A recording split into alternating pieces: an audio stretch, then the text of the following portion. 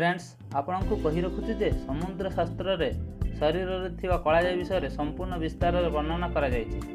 एही दुनिया रे प्रत्येक व्यक्ति शरीर रे कलाजाई अवश्य थाए। व्यक्तिर केउंटी कलाजाई अछि से अनुसार से व्यक्तिर भविष्य विषय जानी होई थाए। मनुष्य जीवन में आसुथिबा घटना विषय मध्ये कलाजाई माध्यम रे सूचना प्राप्त होई थाए।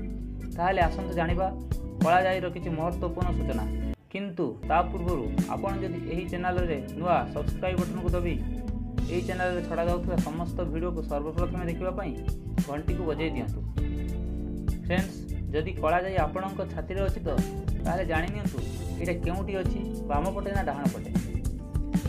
जदि कलाजाई छाती रो डाहाण पटे रे थाए तो जदि कोनोसी व्यक्ति रो छाती रे डाहाण पटे रे कलाजाई थाए तो से बहुत भाग्यशाली होई थाए। एमिति व्यक्ति जीवन में केबे भी धनर कमी होई न थाए और सेमानक जीवन खुशी रे भरा होई थाए।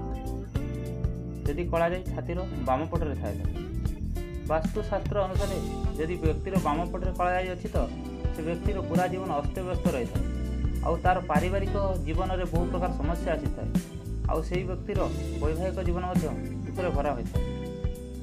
जदि कलाजाई छातीर मध्य भाग रे थाए, जार मध्य भाग रे कलाजाई थाए तो से व्यक्तिर जीवन भोगविलास रे कटि जाय थाए। एमिति लोकंक मन सबुबले काम वासना रही थाए। फ्रेंड्स वीडियोटी जदि भल लगिला लाइक करंतु और एमिति ही वीडियो देखिबा पई सब्सक्राइब बटन को दबाया को भूलंतु नहीं, कहीं आमे सबुबले एमितिका वीडियो नहीं आसी।